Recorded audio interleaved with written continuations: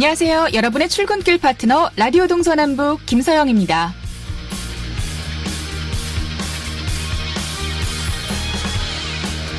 아프리카 돼지열병, 접경 지역이 넓은 강원도로선 정말 큰 부담입니다. 먼저 접경 지역의 가을 축제와 행사가 줄줄이 취소되면서 가뜩이나 침체된 지역 경기가 크게 위축되고 있습니다. 철원구는 태봉지를 비롯해 철원 DMZ 관광의 달 프로그램, 문화 난장판 등 연말까지 예정돼 있던 행사를 모두 취소했습니다. 화천군도 DMZ 리버스 랠리 자전거 대회와 전국 베스 낚시 대회를 취소했고요. 양구와 인제, 고성도 사정은 비슷합니다. 도내 돼지고기 도매 가격도 1kg당 3,000원 아래로 떨어지며 생산비도 못 건질 수준이 돼 농가의 시름이 깊어지고 있습니다. 돼지는 일주일만 출하가 지연돼 과체중이 되면 상품 가치가 뚝 떨어지는데 시도 경계 제한으로 평소 거래하던 타 시도에 팔 수 없어 더 문제입니다. 산림청에선 산불 감시에 사용되던 열화상 드론까지 투입해 야생 멧돼지를 잡는다지만 아프리카 돼지열병의 확산을 막을 수 있을지는 아직 미지수입니다. 접경 지역이 무너지는 지역 경제를 되살리기 위한 특단의 대책이 필요해 보입니다. 10월 21일 월요일 라디오 동서남북 지금 시작합니다.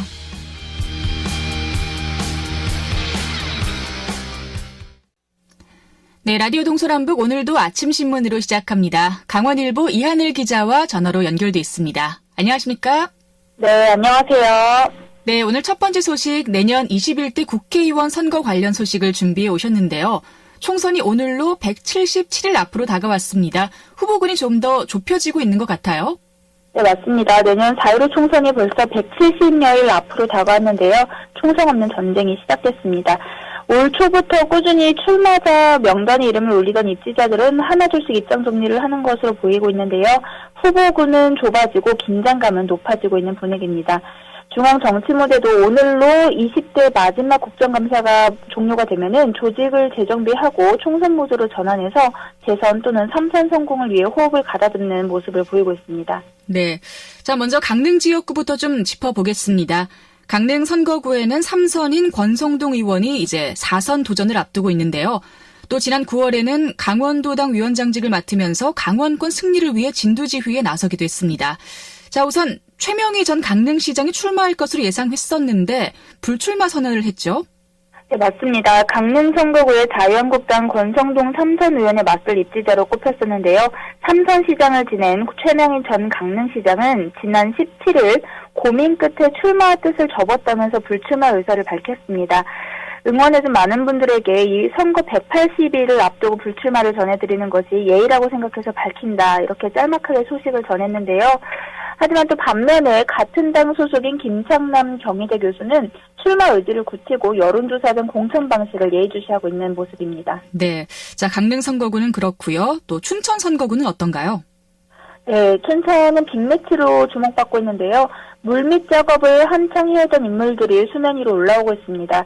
유정배 대한석탄공사 사장은 올해 연말께 현 자리에서 물러나서 일찍이 서륙전을 준비해온 허영 더불어민주당 강원도당 위원장과 당내 경선 주자로 뛸 것을 공표한 상태입니다. 또 5개 시군이 묶여있는 태백, 횡성, 영월, 평창, 정선과 홍천, 철원, 화천, 양구, 인제 등 2개 지역구도 판도가 서서히 드러나고 있는데요. 태백, 횡성, 영월, 평창, 정선에 출마 예정인 원경환 전 서울경찰청장은 이달 초에 자서전 출판 기념회를 열었습니다. 지지세를 결집을 시키면서 지역 발전을 위해서 바른 길로 걷겠다 이렇게 말을 하면서 출사표를 던졌는데요. 원 청장은 더불어민주당으로 등판해서 출마할 가능성이 높습니다. 여기에 박선규 전 영월군수와 김현식 전 태백시장 등 기초지자체장을 지낸 한국당 소속의 인물들도 염동열 재선의원의 아성을 무너뜨리기 위한 전략작에 돌입했습니다. 네. 자, 이렇게 총선이 다가오면 선거관리위원회가 참 많이 바빠집니다. 지난 18일부터 공직선거법 위반 행위에 대해 집중적인 단속에 나섰다고요? 네, 맞습니다. 선관위도 선거일 전 180일이었던 지난 18일부터 공직선거법 위반 행위에 대해서 예방활동을 강화를 했는데요. 선거 일정의 시작을 알렸습니다. 이날부터 전 세계 176개 공관에 제21대 국회의원 재외선거관리위원회를 설치를 하고 2020년 5월 15일까지 운영할 예정인데요. 여기에 또 예비 후보 등록은 12월 17일, 그 공직자의 사퇴 시한은 내년 1월 17일인데요.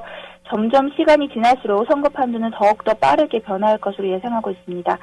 강원도 내 정가 관계자는 조국 장관을 둘러싼 갈등 국면이 사직으로 사그라들었고 또 사실상 국정감사 일정도 마무리되면서 중앙정치 상황으로 가라앉았던 총선 분위기가 다시 떠오를 것이라고 말했습니다. 네, 이번에도 항상 그렇지만 좀 깨끗하고 공정한 선거를 기대해 보겠습니다.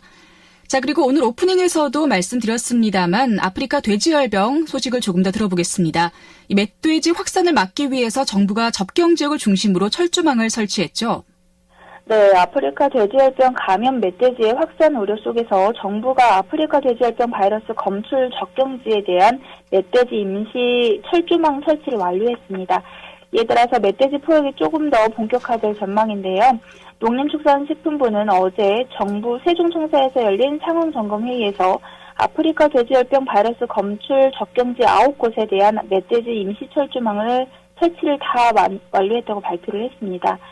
김현수 장관은 이날 집중 사냥 지역의 주요 멧돼지 이동 통로 등 철조망을 신속하게 설치를 해서 멧돼지 포획을 즉시 실시해달라며 경계 지역과 차단 지역 등 총기 포획 허용 지역에서도 포획단을 일제히 투입하라고 지시를 하기도 했습니다. 네, 지금 도내 양돈 농민들이 이 멧돼지로 인한 바이러스 확산을 많이 걱정을 하셨는데 조금 진정이 지금은 됐을까요?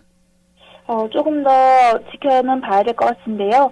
도내 양돈 농가들은 최근 정부가 접경지역 멧돼지를 포획하기로 결정한 이후에 포획 실패에 따른 감염원 유출로 방역에 인해서 오히려 방역에 구멍이 생기는 것은 아닌지 염려를 해왔습니다. 임시 철조망이 없는 상태에서는 포획을 피하기 위해서 탈출하는 이 감염 멧돼지의 남하를 막을 수 없었기 때문인데요.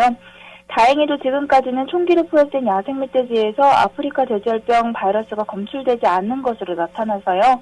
포획 장소가 확대가 되면은 아프리카 돼지열병 감염 가능성이 조금 더 줄어들 것으로 분석하고 있습니다.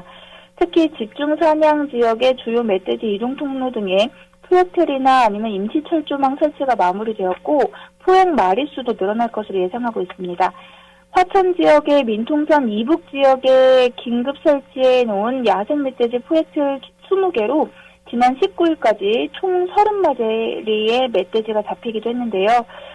현재 고성에서 거주하고 있는 김모 씨는 남하 방치책이 부실할 경우 바이러스가 광범위하게 퍼질 것으로 생각돼서 아주 세심한 대책이 필요하다고도 말을 하고 있습니다. 네.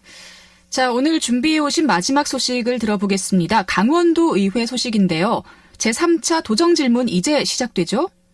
네, 맞습니다. 도의회가 이제 내일부터 4일간 제3차 강원도정 및 교육행정 질문에 돌입하게 되는데요. 더불어민주당 소속의 권순정 의원을 비롯해서 신명순, 정수진, 원태경, 김영원, 박병구, 그리고 김혁동, 김경식, 주대하, 자유한국당의 최종희 의원 등 총 10명이 강원도 전반적인 현안들을 짚어내면서 송곳 질문을 예고하고 있습니다. 권순정 의원은 물 부족 현상을 방지하기 위한 도내 물자원 관리 현황을 점검하게 되는데요. 도내 중수도나 빗물 이용 시설, 하폐수 처리수 재이용 시설, 절수 설비 설치 현황 등을 집중적으로 파헤칩니다. 또 박병구 의원은 소방공무원 처우 개선과 사기 진작을 위한 방안, 김경식 의원은 강원랜드 폐광기금 납부와 또 알펜시아 매각 추진 현황을 다시 한번 진단하게 됩니다. 도의회의 이번 임시회는 도정 질문을 마친 오는 24일에 폐회하게 됩니다. 네. 자, 오늘 아침신문 이하늘 기자와 함께했습니다. 고맙습니다. 네, 감사합니다.